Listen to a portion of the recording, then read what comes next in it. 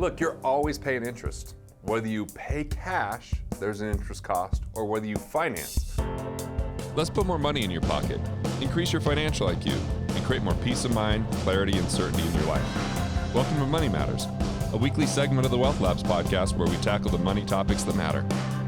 Now, when you finance, it's pretty obvious. It's the interest you pay the institutions. But when you pay cash, you forfeit the right to earn interest. Either way, there's always an interest cost, and investors and the wealthy know the difference. They understand what's called opportunity cost. So I get the question all the time, hey, should I pay this off or should I invest? So that's a big question. Or is this a good deal, or where should I invest? Well, the reality is we've really got to understand our cost of money, which is the best rate of return that you can get in a sustained period of time. So it's your highest net of all your costs and taxes, sustained meaning it's not just going to be over 1 month or 6 months or a year, but something you can count on for a long period of time. Once you know that number, you can start to make this very personal to you. In corporate finance, they call it a hurdle rate. They're not going to do something unless it meets a certain minimum return, because otherwise they know what they've currently got going is going to be suffice and take care of everything. It's the same thing we can do on our personal finance. So what's your definition of opportunity cost? Well, let me use an example on this because, opportunity cost to me, an example that everybody can understand. If you spend time and money going to a movie, you don't have time to be reading a book at home. You may not have money to be, going out and eating, at a favorite restaurant. So every decision that you make with your money is going to impact your other decisions. Right. This is part of the problem. If we say yes to too many things, it crowds out our bandwidth and our opportunity. So sometimes it takes abundance to say, no, I can make money doing that, but I'm not going to do it because it's not completely on point. So on that side. But yeah, if I decide to go to one place, there's the cost of where I didn't go. If I decide to do one thing, it's at the expense of the time I spend to do another thing. If you invest your money in one tool, like a brokerage account, the money can't be used to invest in a business venture or whatnot. So opportunity cost. Now, how does this impact, you have this concept of uninterrupted compound interest. How does that work? So if you think about it, every purchase that you make has an opportunity cost. And so when you go to buy a car, for instance, you're going to need to save up money in a bank account, and that money might take you 3 to 5 years to save up enough cash to make it, make a down payment or maybe even buy cash for the car. I bought a Ford Raptor. I just love it. I'm just going to say that. I'm very happy every day I get in it because I'm from a small town. So having a truck's awesome. Although the people from the small town don't consider that a truck. It's way too small. Too small, right? Exactly. Wealthy friends just think I'm white trash. So what are you doing? It, though, just a side note. Yeah, that's really good. Yeah. So basically, when you go to use the money to buy the vehicle, that money is no longer there compounding in interest to be used for another purpose. For instance, saving for the future, creating economic independence for you and your family or whatnot. And so we're taught, trained, and educated that the best way to buy a vehicle is to pay cash because there's no interest cost with it. And so a lot of us are taking time and energy, saving up over 2, 3, 4, 5 years to pay for the car with cash. But that might not be in your best interest because what happens when you deploy the cash to buy the car?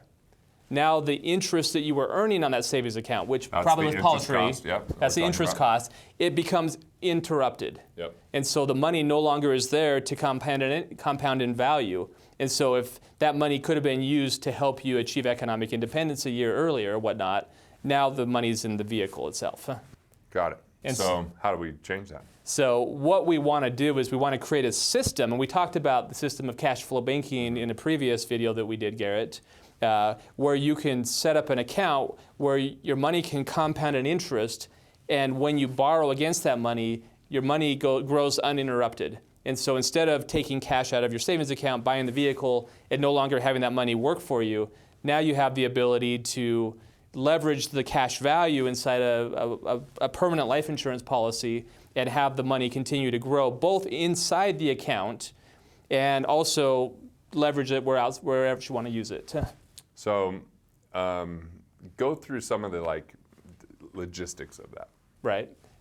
So that's a great question, Garrett. What we want to do is, let's just say that the first step is to set up an account that allows you to create this uninterrupted compounding interest.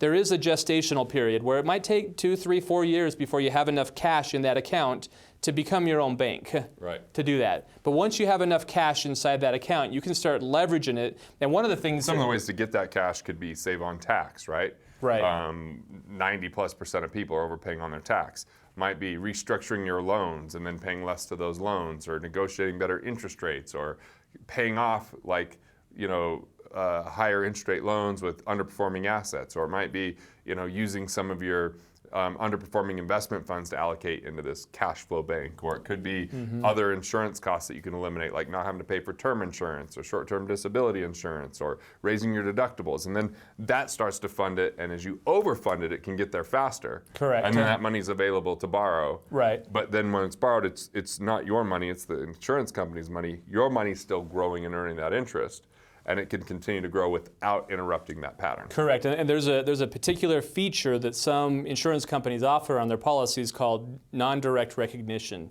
Right. And I know that's kind of a really difficult word to understand. It's getting nerdy here. I know, right? I mean, literally, this should be simpler than it is, but I remember for a long time I was confused about direct versus non-direct. Right, so non-direct recognition is a status on your life insurance policy, and most companies don't offer it. Prior to the 1980s, all policies were non-direct recognition. Now most of them are direct recognition. They just let you keep earning your full amount regardless of if you have a loan. Correct, right. That's non-direct. It just keeps earning what it would have earned anyway, otherwise, and then they charge you an interest rate on the loan. As an example, let's say that you build up $100,000 in cash value in your policy and you take out a loan for $100,000. If you're in a direct recognition policy, they lower your interest They lower rate the interest rate. The dividend you're paid earning. is adjusted negatively in most situations. Does Emeritus do that? Yes, they do. Yeah, see, Emeritus, you suck. All right. So there is an ability to do a non-direct recognition type policy where you can borrow against the full value of the account, the policy. Penn, Mass. Penn, so Mass Mutual for sure, Ohio National, there's a bunch of carriers, New York Life that offer it.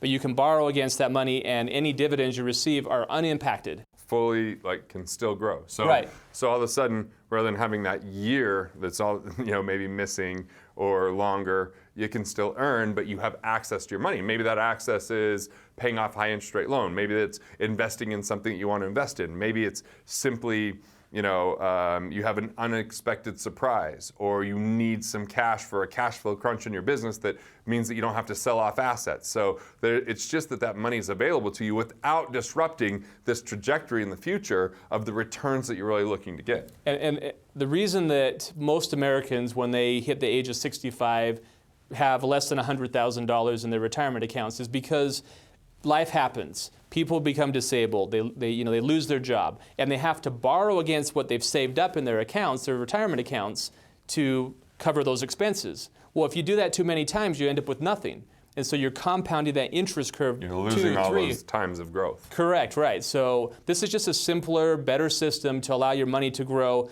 Borrow the money against it. If you don't pay back the loan, by the way, it just simply subtracts off of the death benefit when you pass away. From a tax-free thing, too. Right. So, it's all tax-free, yeah. So this gets you a better return than you're going to get in a savings account.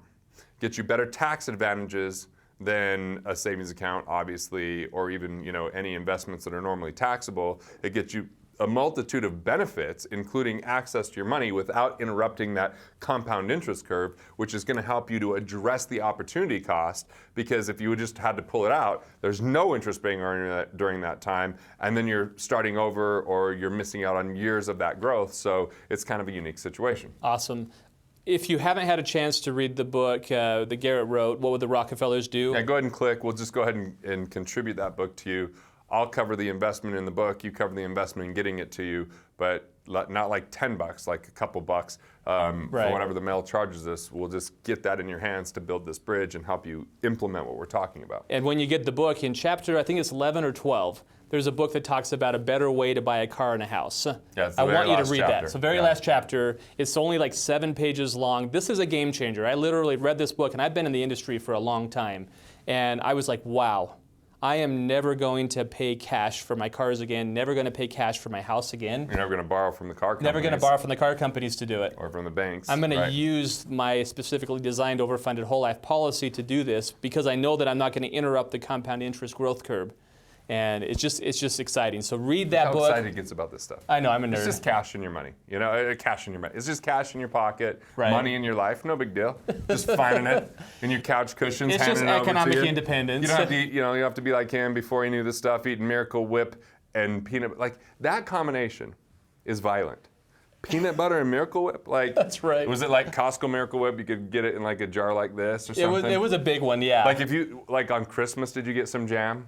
Was there ever a time? You know, when we went to visit my grandma, we always had jam, and it was Thank such God a for beautiful, Grandma. yeah. We like to sleep over every weekend Yeah, if you're we like, could. oh, let's go have some jam. It's a luxury. Right. Jam is a luxury in Dell's world. It Now you was. can have all the jam you want. Yeah. Just saving the money right Yeah. here. Uninterrupted compound interest and jam the jam right in your mouth. All right. This is Garrett Gunderson. Take back control of your personal finances. Win first, then play. This isn't about risk and waiting for 30 years. This is about money and cash back into your life so that, guess what? You can build and create a life that you love.